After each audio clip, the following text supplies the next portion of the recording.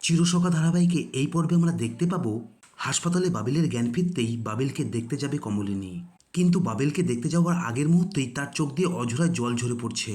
আর এটা দেখার পরেই কিষাণু তাকে শান্ত গলায় বলে ওঠে, না আন্টি, একদম না, বাবিলের এইমাত্র জ্ঞান ফিরেছে। তাই আপনি যদি ওর সামনে এভাবে কাঁদেন তাহলে কিন্তু ওর সমস্যা হবে। আর ডাক্তারও তো ওর সামনে গিয়ে কান্নাকাটি এবং কথা বলতে বারণ করেছে। তাই চলুন আর এখন বেশি দেরি না করে আমরা এখন বাবিলের কাছে যাই। আর কথা বলার পরেই কিষাণু কমলিনীকে বাবিলের কাছে নিয়ে যায়।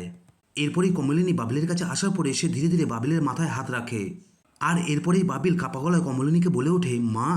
এরপরে বাবিলকে কথা বলতে দেখে সঙ্গে সঙ্গে কিষাণু বাবিলকে থামিয়ে দেয়। আর এরপরে সে বাবিলকে বলে ওঠে, না বাবিল, তুমি এখন একদম কথা বলবে না। ডাক্তার তোমাকে এখন বেশি কথা বলতে বারণ করেছে। তুমি এখন একটু ঠিক আছো, কিন্তু তোমার শরীর এখন খুবই দুর্বল, তাই তোমার কথা বলা এখন চলবে না। কিষাণুর এই কথাগুলো শোনার পরে বাবিল কিছু বলতে গিয়েও আর বলতে পারল না। শুধু তার চোখে ফুটে উঠল না বলা কিছু কথার পাহাড়। আর এরপরেই কমলিনী আর বাবিল একে অপরের দিকে চুপচাপ তাকিয়ে থাকলো। আর তখনই কিষাণু কমলিনীকে বলে উঠল, আন্টি চলুন এখন বাবিলকে একটু একা থাকতে দিন। আর এটা বলেই কিষাণু কমলিনীকে নিয়ে বাইরে বেরিয়ে আসলো। অন্যদিকে আমরা দেখতে পারি রেশমি কোয়েলকে বোঝাতে ব্যস্ত। রেশমি কোয়েলকে বোঝানোর চেষ্টা করে বলে, জানো কোয়েল, তোমার সাথে এরা যেভাবে ব্যবহার করলো সেটা দেখে আমার খুব খারাপ লাগলো। ওরা দেখো নিজেদের ছেলেদের কোনো দোষই দেখতে পায় না, আর তাই সব দোষ তোমার ঘাড়ে চাপিয়ে দিচ্ছে ওরা। কোয়েল, তুমি কিন্তু তোমার নিজের অধিকার একদম ছেড়ে দেবে না।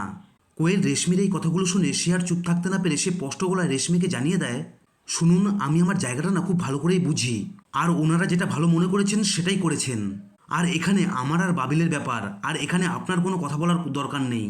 কোয়েলের এই কথাগুলো শুনে রেশমি একটু থমকে গিয়ে কোয়েলকে বলে ওঠে, কোয়েল, আমি তো তোমার ভালোর জন্যই বলছি।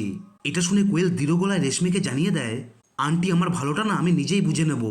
আপনি তো বাবিলের আত্মীয়, তবুও আপনার এই কথাগুলো বলতে একটু লজ্জা করছে না? আর শুনুন, এই বাড়ির কারণে আর কখনো আমার কাছে কান ভাঙাতে আসবেন না। কোয়েলের এই কথা শুনে রেশমি তখন মিঠিলের প্রসঙ্গে টেনে এনে বলে, ওই যে তুমি মিঠিলকে দেখছো না, ও কিন্তু সবার উপরে খবরদারি করে। তোমাদের বিয়ের পরেও কিন্তু ও তোমাদের সংসারে ঢুকে খবরদারি করবে, আর তখন কিন্তু তুমি অনেক সমস্যায় পড়ে যাবে। তাই তোমাকে আগের থেকেই বলছি, তোমাদের বিয়ের পরে তোমাদের জীবন থেকে ওকে একেবারে সরিয়ে দেবে। রেশমির এই কথাগুলো শোনার পরে কোয়েল তো একেবারে রেগে আগুন হয়ে যায়। আর এরপরেই সে রেগে গিয়ে রেশমিকে বলে ওঠে, আপনি একদম চুপ করুন। মিঠিল আমার সব থেকে ভালো বন্ধু, আর ও না থাকলে আমি এত দূর কখনোই আসতে পারতাম না। আর আমার জীবন আমি কিভাবে চালাবো সেটা আমি আপনার থেকে শিখতে আসবো না। রেশমিকে এভাবেই কড়াভাবে উত্তর দিয়ে এসে মিঠিলের কাছে চলে যায়। আর এরপরেই আমরা কোর্টের দৃশ্য দেখতে পাবো। আজ কোর্টে রায় ঘোষণার দিন। আর এই ভয়েই মিঠি কাঁপছে, তার হাত পা ঠান্ডা হয়ে যাচ্ছে। আর এটা দেখার পরেই কিষাণু তার পাশে বসে হাতটা ধরে বলে, এভাবে ভয় পাচ্ছ কেন মিঠি? আমি তো আছি। কোর্ট আজকে রায় যাই দিক না কেন, আমরা কিন্তু হাল ছাড়বো না। দরকার হলে আমরা হাইকোর্ট পর্যন্ত যাব, কিন্তু ওদের শাস্তি দিয়েই ছাড়বো। এটা শুনে মিঠি কান্না করতে করতে বলে, এই সমাজে এসে কি সত্যি অপরাধীদের শাস্তি হবে? এটা শুনে কিষাণু দৃঢ় গলায় মিঠিকে উত্তর দিয়ে বলে, তুমি বেশি চিন্তা করো না, ওদের শাস্তি হবেই। আজ না হয় কাল ওদের শাস্তি আমি দিয়েই ছাড়বো। এরপরে তাদের দুজনের কথার মাঝে এই কোর্টের বিচারক এসে সেখানে উপস্থিত হন। আর এরপরেই সেই গুন্ডাগুলোকে কাঠগোড়ায় তোলা হয়। সেই গুন্ডাগুলোর চোখে বিন্দুমাত্র ভয় নেই। এটা দেখে কমলিনী নতুনকে ফিসফিস করে বলে ওঠে, দেখেছো ওরা কতটা অসভ্য, ওদের একটুও ভয় নেই।